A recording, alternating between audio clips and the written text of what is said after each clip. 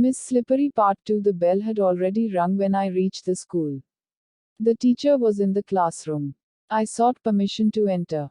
The teacher wore a frown on her face, but she let me enter and told me to see her in the teacher's room, after the class. Her tone was not of annoyance or anger. Yet an unknown fear made me nervous. Reassuring myself that she was a kind-hearted teacher and would not punish me, I reached the teacher's room with hesitant steps. The teacher greeted me with a smile and asked me to sit by her side. Her tender tone turned my sighs into sobs. She pulled her chair close to mine and patting me on the head, said, "What makes you cry, my child? I haven't said a word to you." After a brief pause, she continued, "Tell me what your trouble is. Confide in me, for am I not like a sister to you?" A rare thrill ran through my entire frame. For a moment I felt I should cling to her and cry and cry. Of course, I did not do so, but I kept gazing at her with tearful eyes. Tenderly, teacher continued, "Do you know the meaning of DD? It means elder sister. Won't you tell your sister your troubles?" Amid sobs I said, "The girls keep teasing me." She laughed, "Why are you scared of them? If you cry like this, they will pester you all the more.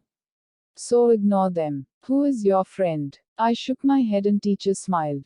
It seemed the teacher had poured her smile into my eyes. "Like to be my friend," she said. The bell rang. She rose. With a tender pat on my back, she said, "Listen. You were a sister all right. Now you are a friend too. But I like my friends to be brave. You've got to try to be brave. I'll always stand by you, rest assured, my little pal. Now rise and hop off to your class." Excitement made my face flush red hot to the ear tips. Never before had anyone lavished love on me thus, and here was my teacher who had spontaneously accepted me as a sister, a friend. I was beyond myself with joy. I wanted to chuckle to burst into near hysterical laughter. On winged feet I ran to my class. Soon I was lost in a rare reverie.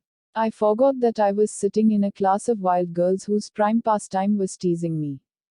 During the break, the water bottle that I was drinking from fell on me and I got fully drenched. Right in front stood Maya and Chanda, laughing away to their heart's content. Chanda teased, "From the slippery hands of Slippery, the slippery bottle went slip, slip, slip. And now, let's watch the fun," said Veena. I was squeezing the water out of my wet frock. Remembering the teacher's words, I turned my back to them and ignored them completely. They were nonplussed and went away. I sensed a feeling of victory. Before the school closed for the day, the teacher came to the classroom again and said to me, "From today, you are going to be responsible for bringing the register, chalk and duster every morning. Come, take this key, carry these notebooks to the teacher's room. Count them and keep them in my drawer. Ask the peon to show you my drawer." My otherwise trembling legs were now filled with some miraculous strength. I rushed enthusiastically and completed the assigned job in a jiffy. When I placed the key on the teacher's table, she looked at me and smiled. I smiled back. I was thrilled from top to toe. I felt my little heart inflate with pride. I found no awkwardness in moving about in my still wet frock. Nor was there any trace of fear while returning home. Adapted from the story by Popti Hiranandani. Thank you for listening.